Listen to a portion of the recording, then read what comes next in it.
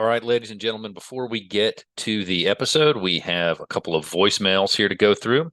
We are going to start with our good friend Tyler, who is calling in after quite a while. I can't remember the last time you checked in with us, Tyler, but I'm always glad to have you back here. You're a great Duke fan, and I love all the support and energy you bring to the Blue Devils. After that, we're going to hear from Jason, and then we have two more after that. So let's listen to those two now. All right, so this might be a long one. We're going to get on a soapbox really fast about the whole Elko thing.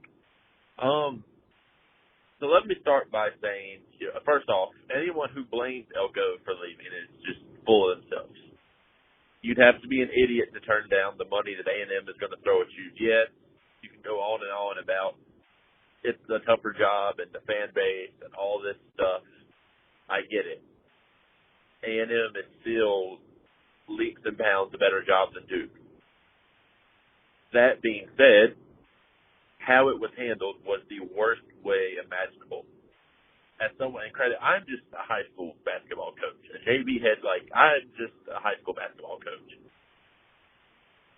I've gone through four varsity coaches in 4 years at my school. The effect it has on high schoolers, I can only imagine at the next level. A coach at that level, you are more than just a football coach to those kids. You are a father figure. You are someone that, they attach themselves to. They spend more time with you than they do their own family. And up until the day of even, you had told them time and again, you were bought in, you're going nowhere. To leave in the middle of the night on a plane and have a Zoom with them the next day is in my opinion, just one of the most disgusting things a coach could do. To not be able to face the kid, look them in the eyes, and tell them why you're leaving and all this stuff.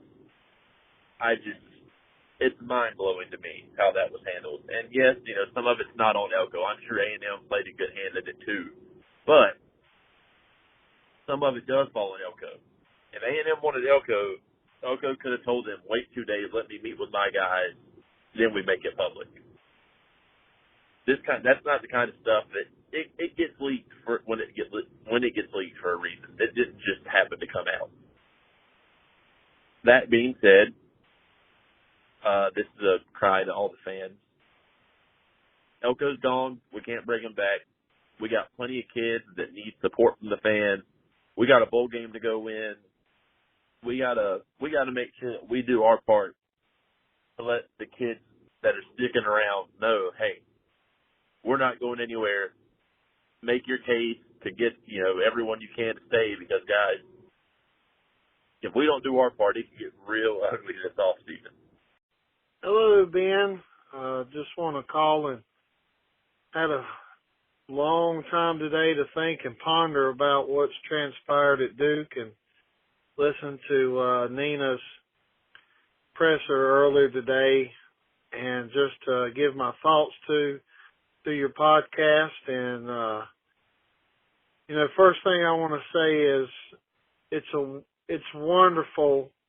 If there's a positive in this, which I'm sure there's more than what I'm about to say, but the positive thing is that this comes to mind is that it's wonderful that we're having these conversations. We're in it. We know how to get in it. We know how to be in it. We're in it. So what I mean by that is we understand how to win now. We always have understood how to win, but now we really understand how to win. And to give a little credit to Elko, I think that's a wonderful thing that what he did for the program. I don't exactly like how he handled his exit. I think that was Bush League. I think he could have handled it a lot better. He went for the money. Is the grass greener on the other side? That's to be seen.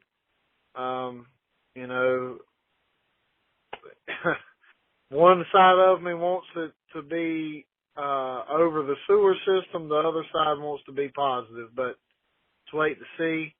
I do believe that he's going to be under a lot of pressure at A&M, and maybe he likes that. Who knows? But anyway, we just need to support the team. We need to show up to the bowl game if it's economical for the fans to do that.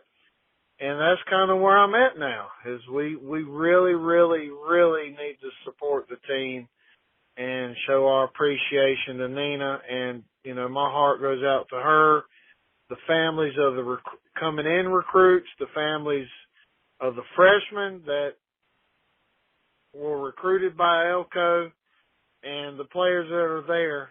We all need to pull together and show our appreciation to the program. But anyway, had a while to think about this, and just want to say thank you to you, and thank you to the other podcast. And as always, go Duke. Well, first, Tyler, that was a great take. Thanks again for calling. And look, I agree on all counts. Let's agree that it was handled badly, but let's just move on and move forward. And thank you again, Tyler, for listening. And Jason, man, you call in every week. I appreciate it. And I got to agree with your take too, man. It was great. Let's just support the program. Let's put the past in the past. Let's look forward. Nina King is in charge. She did a great job the first go round. She made sure to extend Shire. She's done a great job. She'll continue to do a great job. I think we're in good shape there. Now, we have 2 voicemails from the family. Let's check in with the boy who's giving us an update on how the Ohio Bobcats did this season. Hello, this is the Ohio Bobcats, professional scout expert guy analysis. I haven't called in a while because I recently signed for Wolverhampton Wanderers, a player for that team. But the Ohio Bobcats have done pretty well. They beat Akron, Central, MI, Buffalo, Miami O. They beat Western MI. They lost to Northern IL, but that was a rigged game anyway. It's like no one knows Northern IL. They beat Kent State. They beat Bowling Green. Like, what is that name? I think I called in when they beat Iowa State, but we beat Iowa State, so screw Iowa. Like, that's not, like, potatoes, like, what? Well, we play second in the MAC East. So we actually won the whole Super Bowl, so yeah, pretty great season. First off, Mac, go Wolves. That's a Premier League reference there for those who don't know. And second, excellent job reading off of your phone for this, as you always do. Now, final call is from Mrs. Bull City Coordinators. Let's see what she has to say. Hey, hon, it's been like 60 days and we still don't have milk. Can you pick up the milk? Love you. Bye. Actually, I did pick up the milk, but I had delegated it to someone. So I didn't do it myself. I had Elko get it for me. So I'm concerned he may have taken it with him on the plane down to College Station. I'll reach out, see what I can find out about that. We are not done yet because we have an email from former contributor Mike Klein, who sent me this with the subject line, Grieving Duke Football. I'm just going to read to you what he wrote. I'm grieving for Duke football, not at the loss of a coach, but for the damage that coach may have laid upon a program he claimed to love. I doubted and then denied every report that featured said coach's name as a candidate for one of several high-profile college football openings. He wouldn't do that to Duke, not a program I and countless others thought he was committed to. He said he would stay as recently as Saturday. He had signed a contract extension and received guarantees from the university committing to the Duke football program, something that had never happened before at this level. In the end, that, along with his words, meant nothing when a 9-figure contract was dropped on the table. A drop befitting the misery that has been Duke football. Some may call it bitterness. Others may say I'm out of touch with the realities of the modern business side of college athletics, and they would not be wrong. A $100 million contract would provide anyone with a type of generational wealth that is hard to pass up. The type of wealth someone like me, a poor public school educator who still lives paycheck to paycheck after 21 years on the job, could only dream. I'm angry for Duke football, mostly for the players, but also for the fans who bought the former coach's claims that Duke was the best of both worlds, that Duke could compete in a sport that had seen better days lifetimes ago.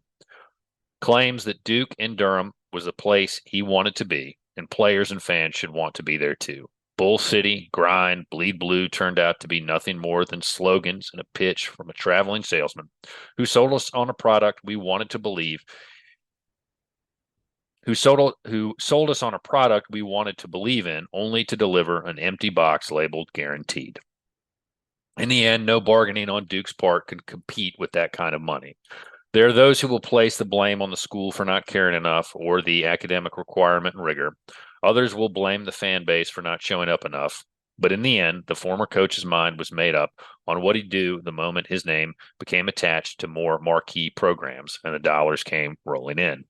The phrase, "I don't blame him," or "can you blame him," have been a steady refrain across Duke message boards devoted mostly to another sport synonymous with winning. I suppose they are right. You can't blame him, but I do. I blame him for giving me hope again. I covered Duke at the dawn of the David Cutcliffe era when I was an aspiring blogger. I saw a program I had watched as a kid, from Spurrier to Wilson to Goldsmith to Franks and Roof, be a virtual laughingstock, a dead program. Cutcliffe resurrected that program, made them a winner, and not just for 1 year. I was convinced that Cutcliffe had made the program sustainable. Even in the waning years of his tenure, I believed that Duke could be a program capable of regular bowl appearances, good for 7 to 8 wins per season with the right coach. For the record, I didn't initially believe the former Duke coach was the right coach, but he quickly proved me wrong, and in one season, he made me an unwavering believer. He talked the talk and walked the walk. The news on Sunday that he was likely to leave wasn't entirely surprising. He has made waves, shown success at a school not known for much of that in football. I slid into depression and quick acceptance, and then the details of the departure reignited the anger. Accepting the job after maybe not quite promising to stay is not unheard of in sports with coaches or players. To tell your players you were staying, or as one report claimed, telling them you were 50-50 is one thing, but to leave in the middle of the night without so much as a face-to-face goodbye is inexcusable to me. He owes nothing to me or any fan, but to those players, those students, those kids who believe in him, who came to Duke for him.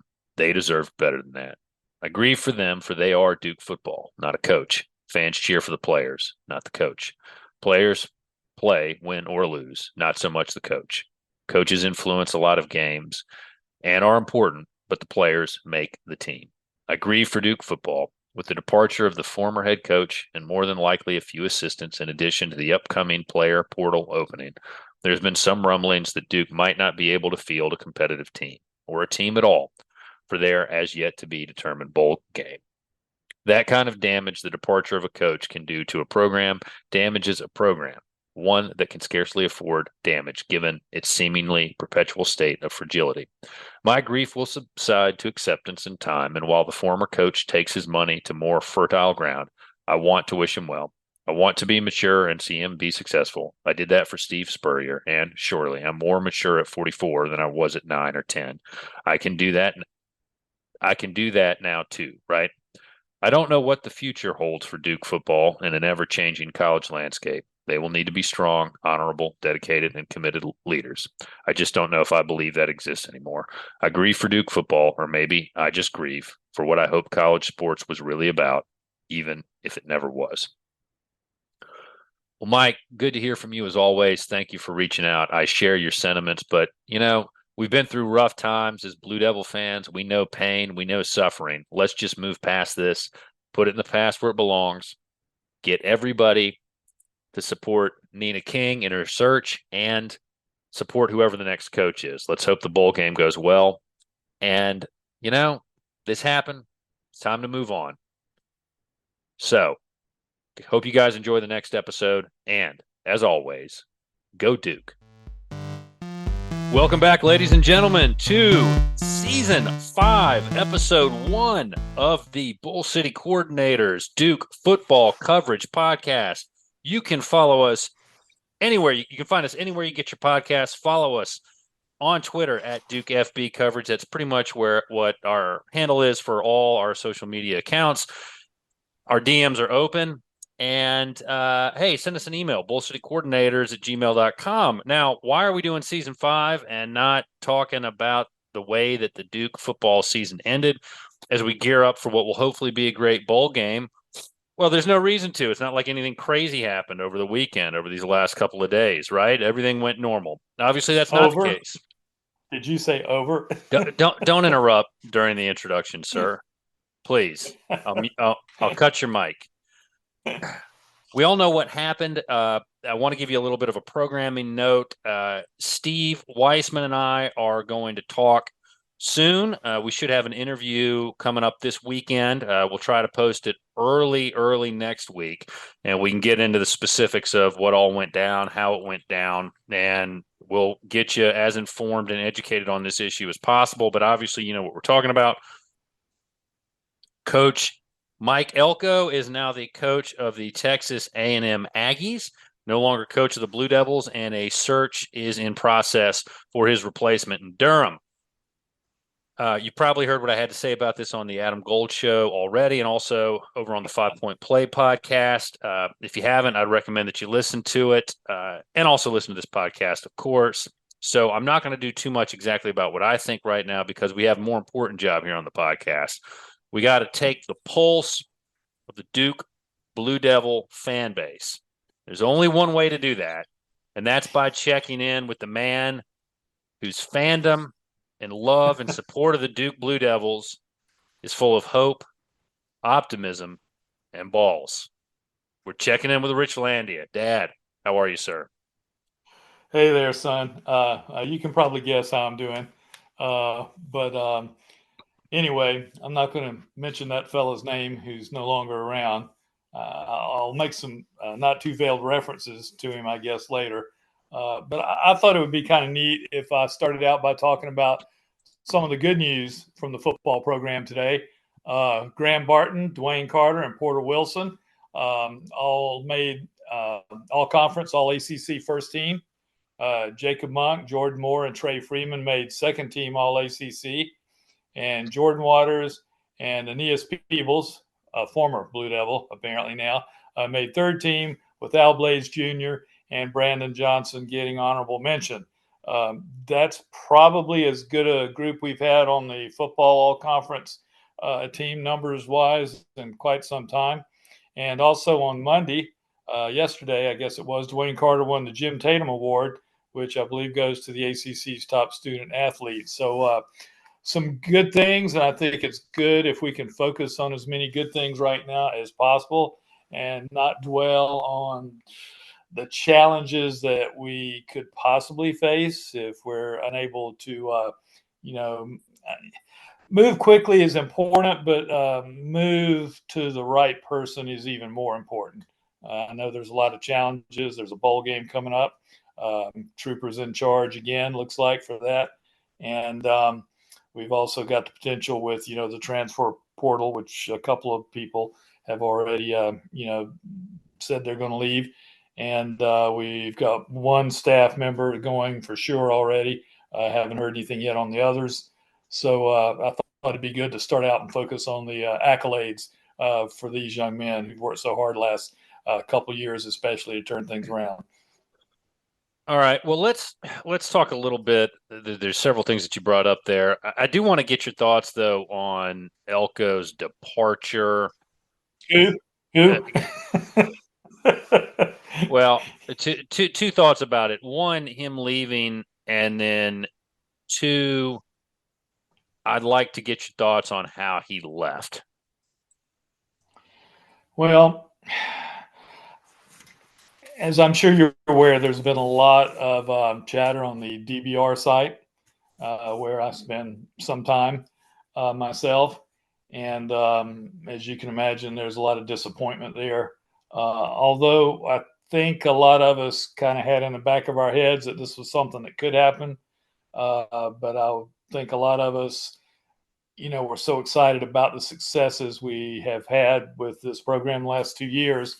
Finding its way back out of the wilderness a little bit, and we kind of let ourselves into thinking that we had maybe a couple more years to enjoy enjoy the program being led by that person. And it's the first time we've had someone go for another job in a long time, so maybe we've kind of need to learn how to act and realize that I guess is a good thing, because that means we're having success when other people want our football coach. But I will share something that I shared with some of the people on the DBR site, which was what I did many years ago. Obviously, I wasn't being paid millions of dollars to coach high school, but there came a time when I can felt like confirm that. Yeah, I'm sure you can. I can confirm that 100% But true. I also coached in addition to teaching, and but the time came where I felt like I had to leave the place I was working in at that time.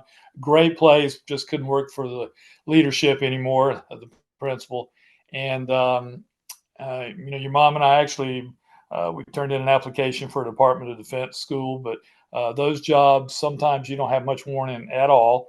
You might not get the kind of notice, obviously, your current school would prefer to have before the start of a new school year. So that they knew they had to sign off on that, and so they knew that I was looking for a different situation, and a local one opened up, and but it was also kind of late in the summer, and I hesitated because of that. But we had a conversation, your mom and I, and so I took it. And but I got on the phone. I lived half an hour away from that other job that I was leaving, and I started calling athletes.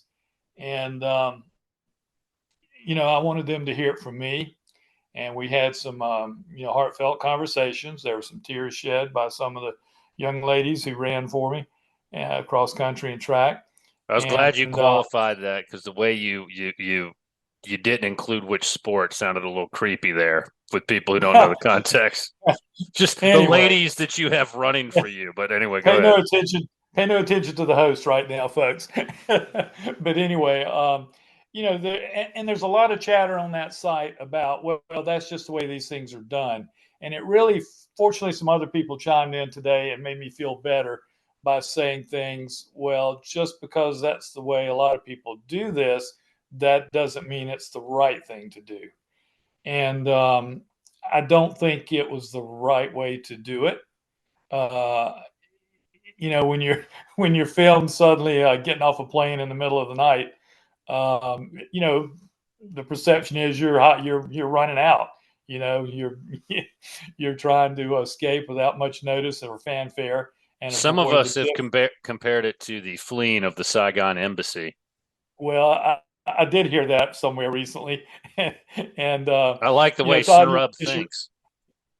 It's obvious you're running from something. And if you don't have the courage to deal with the difficult parts of your job as a college football coach, or any kind of coach, I guess, and that includes leaving at some point, because very few of these seem to be lifelong Supreme Court type commitments, then you maybe are in the wrong profession. And as I mentioned, I think when we were talking the other day about this, I thought it was unprofessional.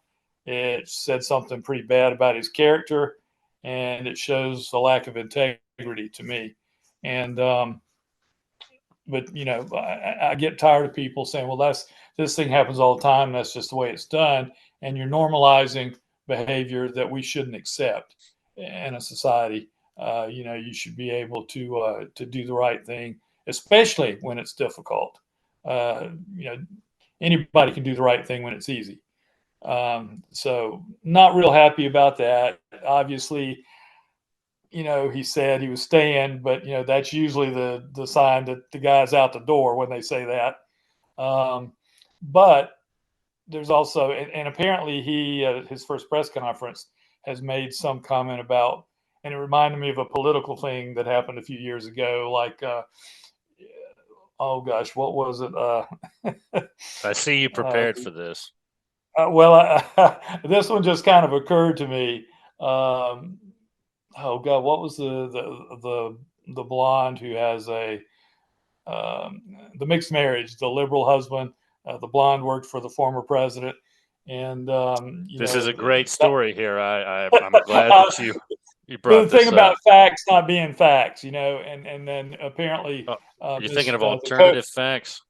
yeah, the coach I will not name, who's no longer with us, has made some comment out there already about words not meaning really, what they should mean. Apparently words are meaningless, and that just adds further to my feelings about that person.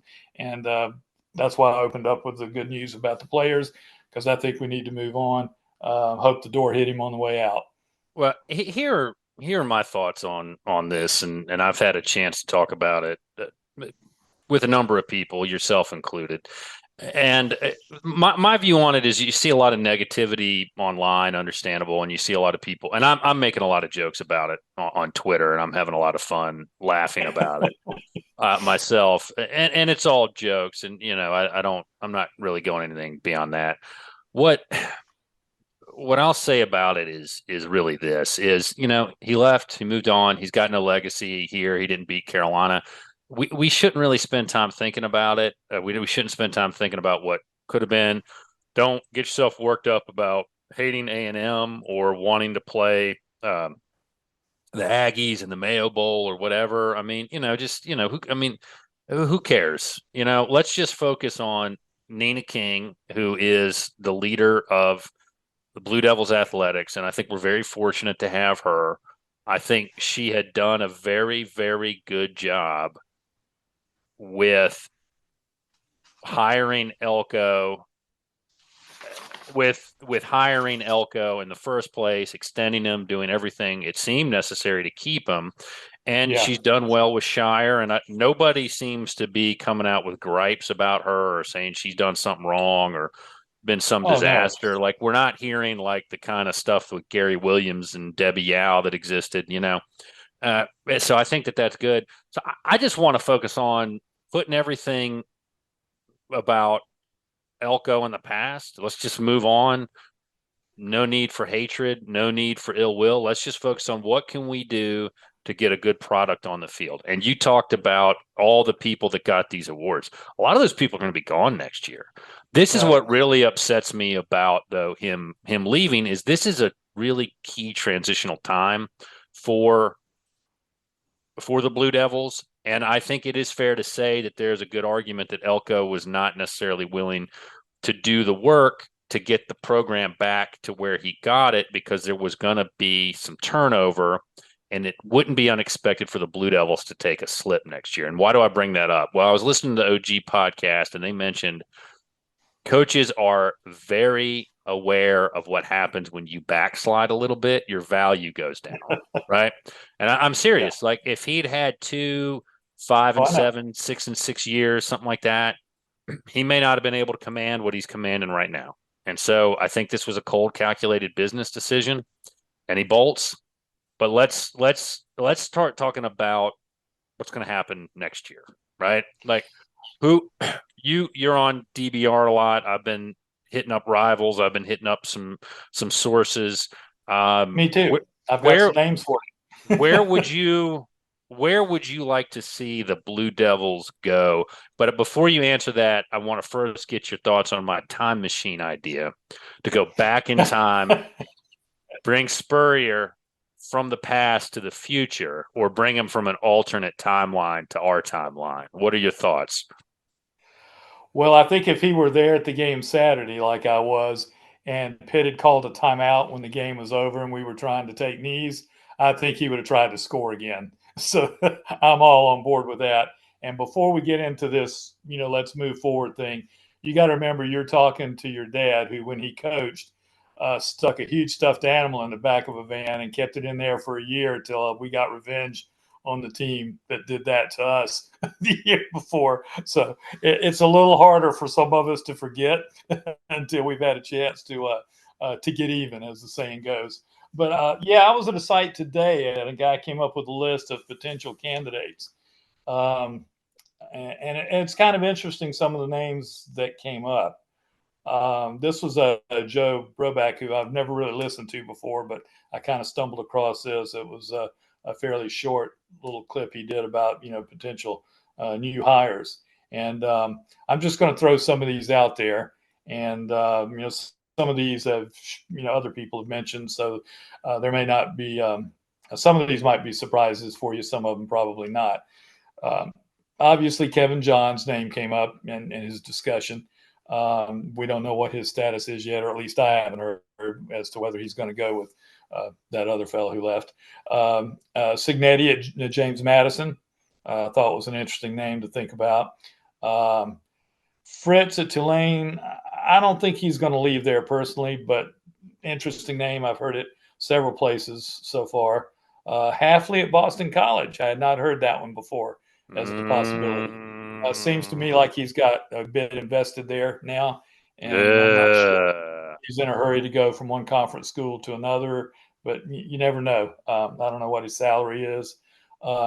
One of the more interesting and intriguing ones I thought was Summerall down at Troy. He's done quite well. Someone also threw out one of the coordinators at Iowa, Parker. Ronnie at ODU. Wait. Did you say a coordinator from Iowa, like the Hawkeyes? Yeah. No. Okay, I'm just telling you some names this guy brought up. What? Okay. Well, I'm not. Wait. A defensive guy? Because if it's an offensive guy at Iowa, yeah, then, I no, think I'm he's not. going because I think his Just deal was to average 24 points a game, and I don't okay. think they did that, did they? But here's why. If we get somebody associated with Iowa's offense, I wouldn't just burn the bridge. I'd burn the river. Okay. Okay, I think Ronnie at Old Dominion was an interesting name, but another name that came up was the offensive line coach and co-coordinator. I think he is at Michigan, Moore, who's filled in, I think, for Harbaugh during his multiple suspensions. Are we going to get Connor Stallions with him or not? Because if we're not getting Connor Stallions, then that's a hard pass for me. Okay. You got to have Connor Stallions. Well, I've gotten now down to my two hard passes out of this particular guy's list, which were, I'm not so sure about one of them. Atkins down at Florida State. Okay. I think he's the offensive coordinator. And this one is a hard pass for me. Manny Diaz, the former Miami coach, who's at Penn State. Why would that be a hard pass? Maybe he's one of those guys who's learned his lesson when he was a head coach and having gone back to being a coordinator now. But wait, I'm just not overly impressed with the possibility of turning the reins over to him. He had 3 pretty good seasons in Miami. And if you look at his last season in Miami, one, obviously they just put a whooping on us in his last game as head coach. I think that was the year Duke was known for getting a lot of coaches fired after beating Duke. I think that's when they fired Fuente, by the way. Yeah, it was the same thing. Then they fired 2 weeks in a row we got the head coach fired. Anyway, but I want to come back to that because if you go back and look at his 2021 season, okay, let me give you some of his losses. Oh, night, Ada. Good night. Night, Ada. It's going to be how many degrees tomorrow? 20 degrees? Okay, thank you for letting me know. I'll dress warmly. Okay, love you too. Good night. All right. If you go back, he lost by 2 points to UVA, 3 points to North Carolina, and 3 points to Florida State. You flip those games, that's a 10-2 season. Well, let's don't use the numbers 10 and 2 because if you flip a few things for us this year, my prediction would have come true. I mean, far be it from me to say you were wrong in your season prediction. Oh, if only it were far be it from you to say it. Lesser men would bring that up. But anyway, I thought it was kind of an interesting list. Okay. There's some other guys out there. The MAC has been a cradle of coaches, although some people don't seem to think the pot out there is as full as it's been in the past for maybe stepping up. There's some coaches at, the lower levels. By lower levels, I don't mean, competition necessarily, but the smaller schools. Jason Garrett still is available. Different. Yeah, that name keeps popping up on DVR, but you know what? He's got enough money where he can buy tickets to our basketball games. I don't think he he needs to be hired just so he can go to our basketball games. No, I brought that up specifically for the Big J and Little J podcast. Connor, if you're listening, that one was for you, buddy. Yeah, it's funny when you go like the DVR site or any place and you get these just total opposite viewpoints of some of these names like this. People screaming no or yes, that would be so great. And it's kind of fascinating. But I think Nina has, or Dr. King has probably had a tentative list since she hired Elko. To be honest, I said his name and I wasn't going to do that. I mean, it's fine. Who cares if we say his name? I mean, you know what? He left. Let's not let him dictate how we respond, right? I mean, there's no reason for that. You know what? My responses are totally my own. I promise you. But does she have? You said. Hold on, I can't remember. Does she have a PhD? She's got. I believe so. Okay, I'm checking online right now because I wasn't sure about that. I know she has a JD, but I couldn't remember if she had a PhD. And as we all know, if you have a JD, it's a Juris Doctorate. You are a doctor of laws, whereas I like to call it a doctor of justice. But anyway, continue.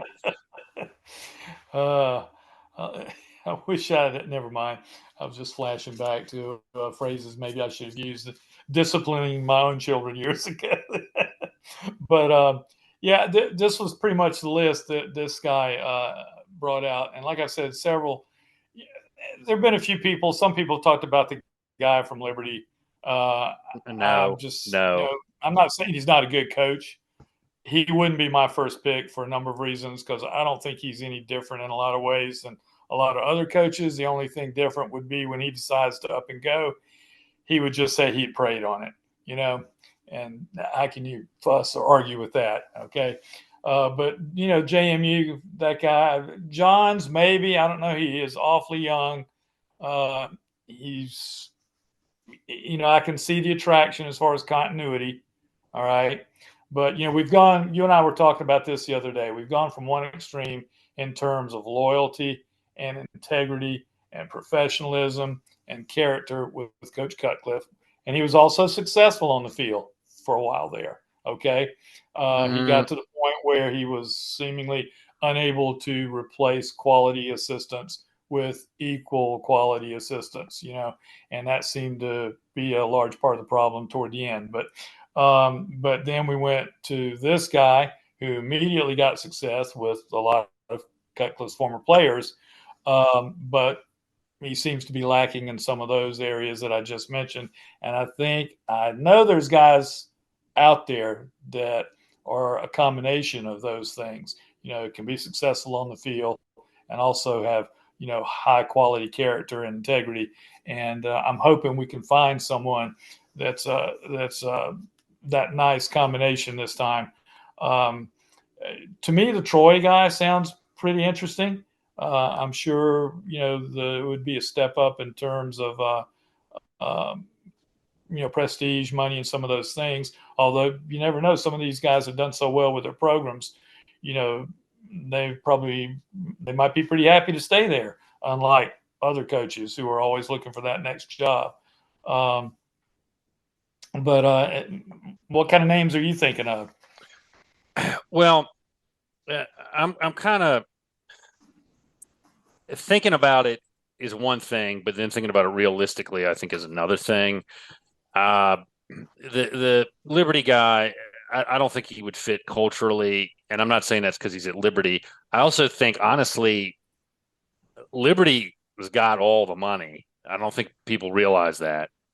They're gonna be able to pay him, and he's gonna have a much easier time there, I think, than he would at Duke. I don't know about the guy leaving Tulane. He looked at some jobs, I think, last year, but that didn't really seem to materialize.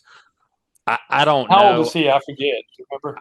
No, I can't remember. But there was some talk about the coach at Marshall.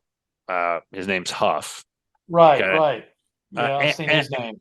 And I would, he's got a background primarily as a running backs coach, which isn't necessarily a no.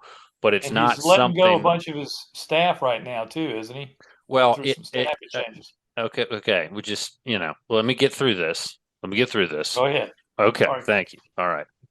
So I tied an onion to my belt. No, so he, they are making some staff changes, which I think actually is a positive sign if you're going to coach in Durham for the reasons you mentioned about Cutcliffe. Okay. I listened to a couple of his press conferences and I was blown away by the guy. He seemed very genuine. He seemed very energetic. And I'm saying this next comment because of my background as a trial attorney. I mean, that guy can really talk. And he is a heck of a communicator, and that is something as a trial lawyer, how you speak, how you communicate, that is your ability to earn a living in many respects. And I was very impressed with how he communicated to the media. I was just really blown away by him. Now I don't know enough about him as an X's and O's guy. He's been bowl eligible every year. He's been at Marshall as a head coach. He's fairly young. I think he's 40. It's an appealing choice. Duke liked him apparently a couple of years ago, and Went to Notre Dame and beat Notre Dame. yeah, and the rumor mill is that he's very interested in the Duke job. So I don't know. You mentioned some guys, who were interesting. I'd like to see what we can find out about possible candidates. On Coach Johns, I like Coach Johns. He seems to have done well. I don't know if he's a head coach guy. He might be kind of like Jim Knowles is. He's a career coordinator, which is fine. There's nothing wrong with that. It may just be that his skill set is not suited towards being a head coach. Well, Knowles' name has come up with some people too. Yeah, I just just, out there. I've seen that. I'm not crazy about it. The Toledo guy, I think, has gotten mentioned too. Who could be an interesting choice. I could be confusing that school with another one. But I'm fine if Duke goes and looks at a G5 guy. Maybe they repeat the Cutcliffe model and get somebody who had been at another school for a while, felt like he got a raw deal and wants to stay. But yeah, it's the Toledo guy. I don't know if he'd be holding out to come to Duke, but he's 44. I like Signetti. I think that's a good choice. I think he's 62. That age doesn't bother me. But you mentioned Cutcliffe and character guy, leadership guy. Towards the end, that place, his leadership had run its course, and people did not like playing football there. So Cut's reputation has improved significantly because of what we've seen here. But we need to, tell the full story about that. I'm just kind of going through in my mind where we are and what we're going to do next. And I'm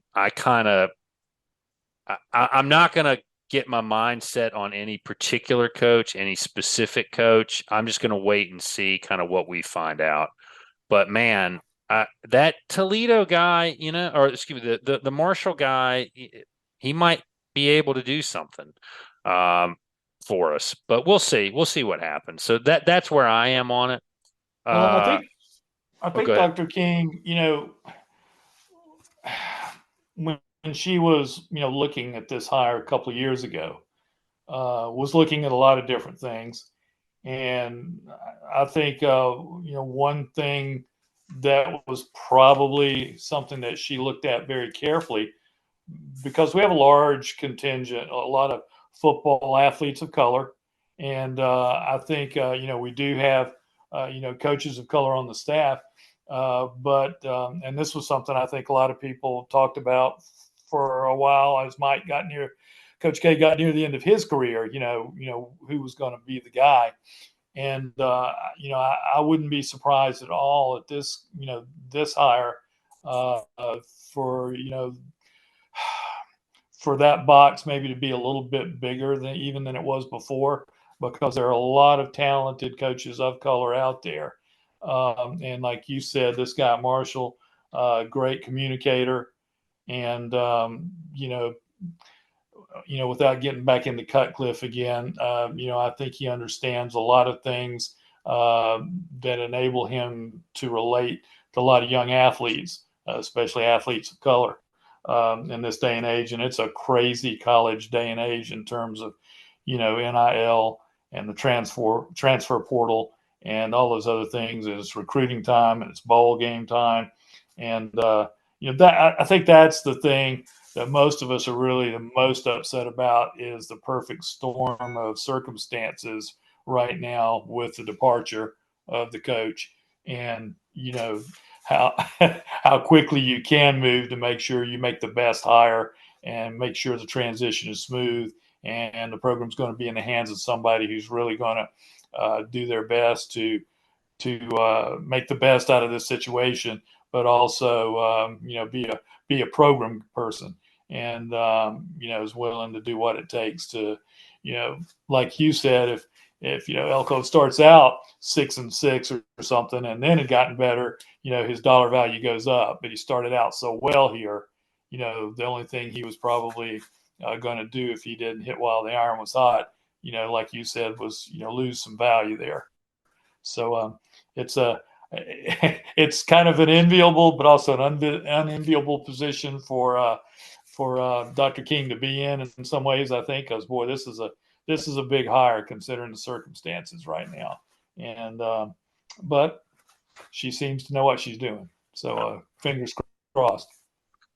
Well, here is, I guess here are the next things that we've got to look at going forward for the Blue Devils. One, we've got to hope we start winning the schedule lottery in the coming seasons. And I'm serious about that. I saw Virginia Tech's upcoming schedule, and it looks good. And I think that that it's important that you do get a good schedule because you can be one of the best teams, and if you play one of the toughest schedules, it's going to be hard to succeed. But be that as it may, the other thing that I think that we have to do is we're going to have to find a way to compete in getting. I'm trying to think of a way to say this, because I've heard about issues with NIL apparently behind Elko's reasons for departure. I don't know how much stock I put into that, because it's A, year two, and B, it's a little self-serving.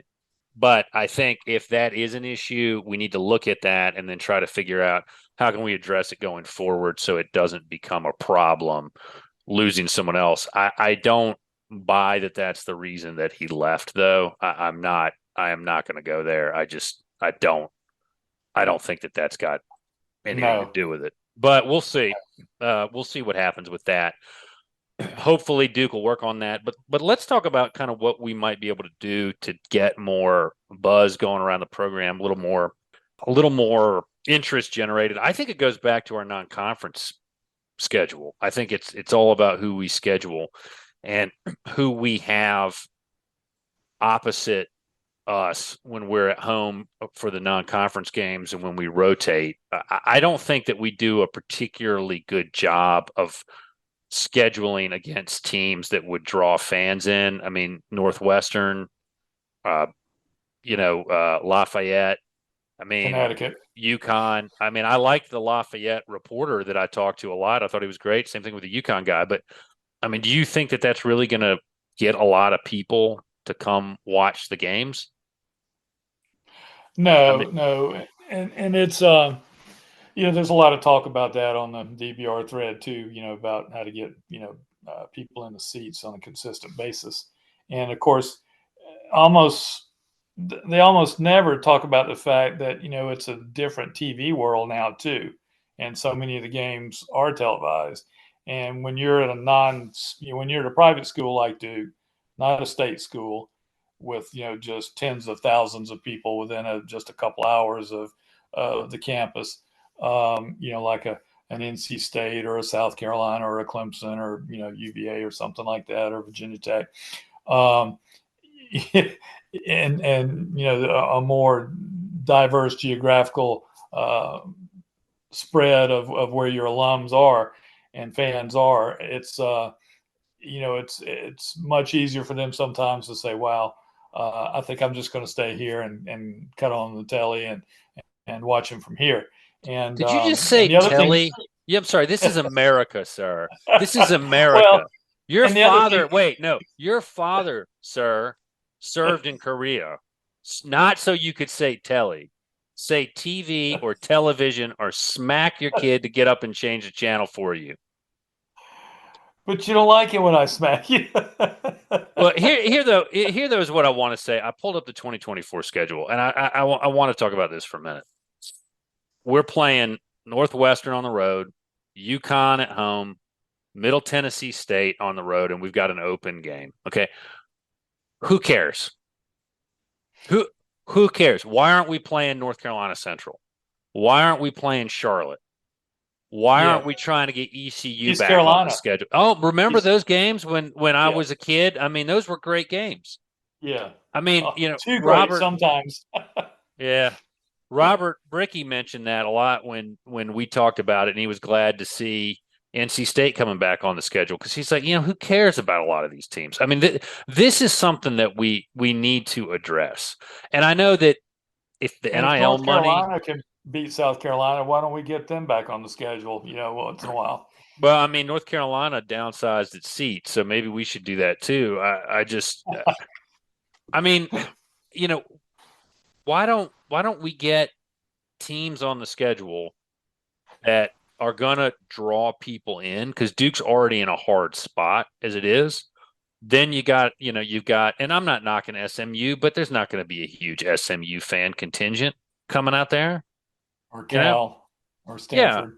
So, I mean, if the NIL money's good, though, you'll be able to recruit. The empty stadium won't really matter. But, I mean, why don't we get some of those local teams back? Yeah, I don't disagree with that. It's changed a lot since I was your age and younger in terms of the kind of thing schools you would expect to see on the schedule. It's frustrating. It's not an easy answer. And you were talking about scheduling. It's really, I think, in the best interest of the conference if they would do a better job, since Wake, Carolina State, and Duke are so close, if they could try to schedule so they're not always in competition with each other on Saturdays. And, just like the Thanksgiving weekend thing has turned into a huge discussion among a lot of the Duke fans. And the frustration there of, here's a holiday, you like to be with family, and we're playing Pitt, who's not exactly a traditional rival. The stadium would be full if it was the traditional North Carolina ending the season, even if it was Thanksgiving weekend. And I think State and Carolina needs to go back to the State Fair weekend in October. But it's, again, money is the tail wagging every dog decision that seems to be made. And the irony is, the thing that got us here is these close regional rivalries in these 8-team conferences for decades.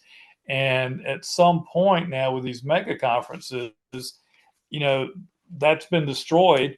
And you have to wonder just how long those things are going to last or stay together. But I think you're absolutely right. It would be much better to get some teams in that travel well, that aren't necessarily that far away. Maybe West Virginia is an idea. It's frustrating. Yeah. How about App State? Oh, man, that would be an awesome game. Yeah. Wouldn't it? I mean, it'd be fantastic. I mean, Yeah. let's get these local teams there. And here's one thing.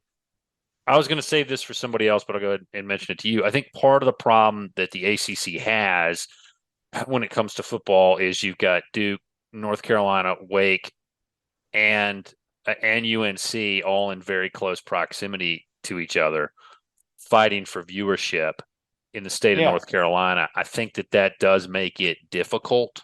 Okay, I think that does make it pretty difficult for ratings. And it becomes, shall we say, bad for ratings at times. But I don't know how you fix that. It's kind of hard to undo all that.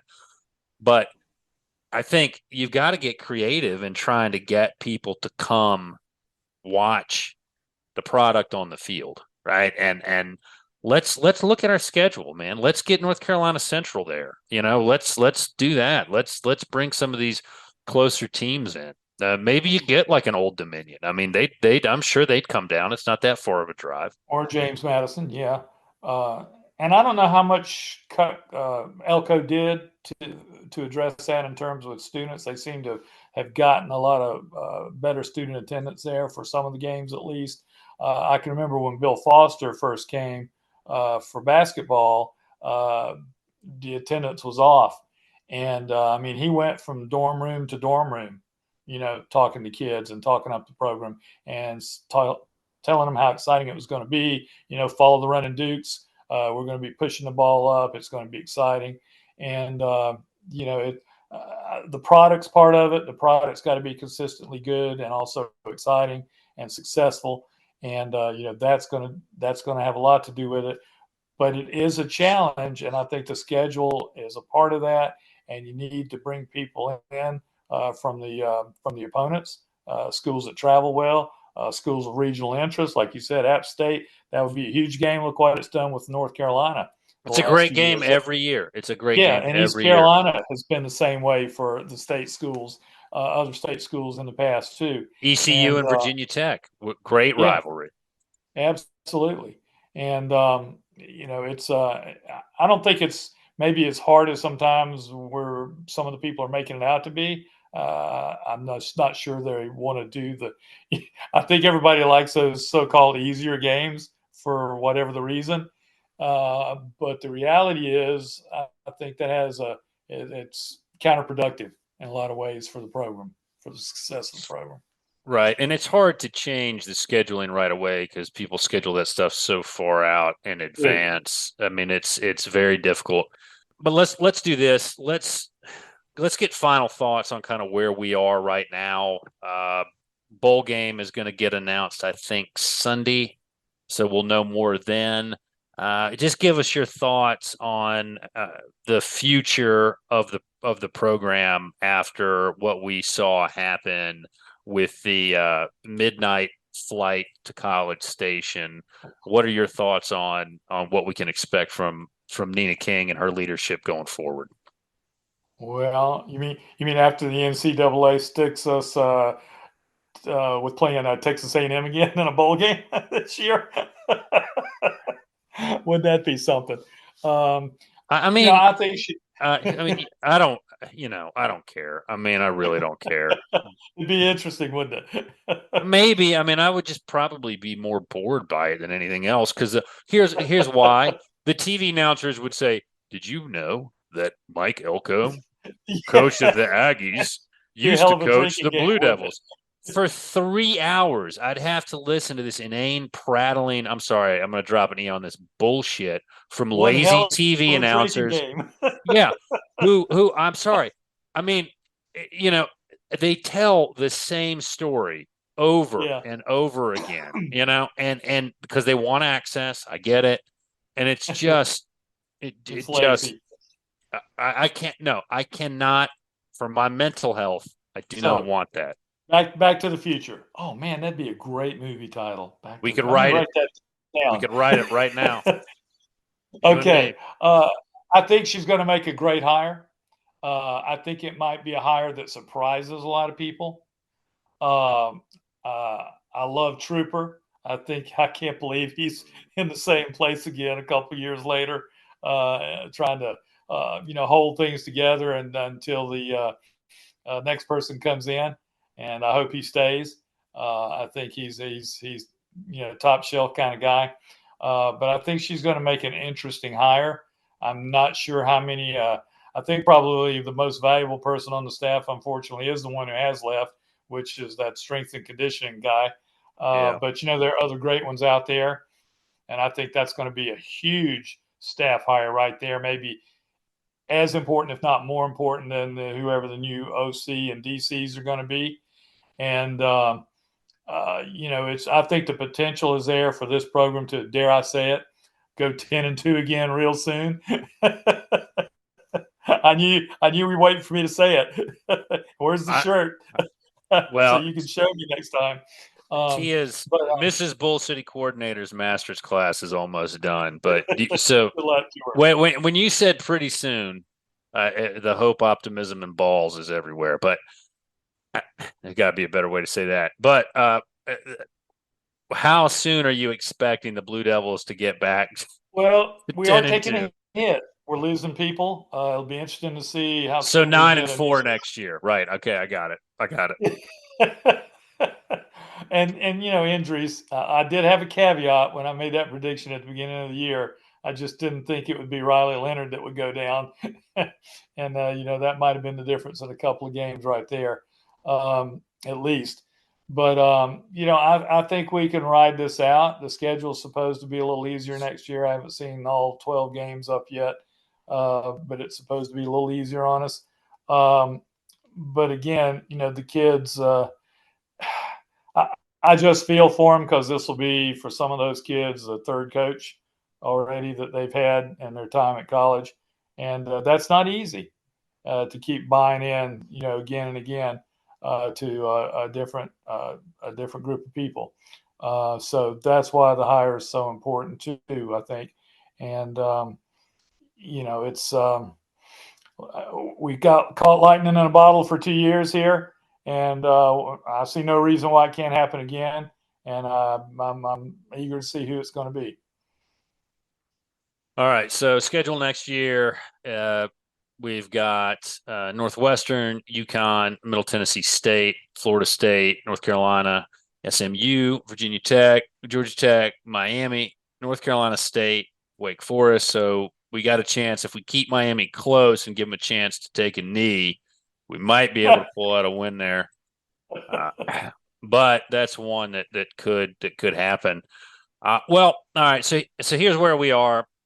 Folks, you listen to us. We've gotten you through the reactions to Elko leaving, and clearly you got nothing to worry about because Richlandia is saying we're going to go 10-2 here pretty soon. So all's well. Everything is perfect. Nothing at all to be concerned about. Everything will be fine. Programming note, stay tuned. Steve Wiseman and I, we're going to get back together. We're going to hop on the pod. We're going to do an interview here soon, and we'll try to bring you as much information as we can about what happened and the reasons behind it. That is going to be a fantastic talk. I really enjoy having Steve on. He really knows what's going on with the program. Great guy. Excellent source of coverage. Writes wonderful articles. Follow him and read what he puts out. Really, really good stuff. And now, because my cat has broken in here, this must mean she needs me to let her outside. Otherwise, she's going to start making a mess and attacking me. So we're going to have to cut this podcast. We're going to have to end it now.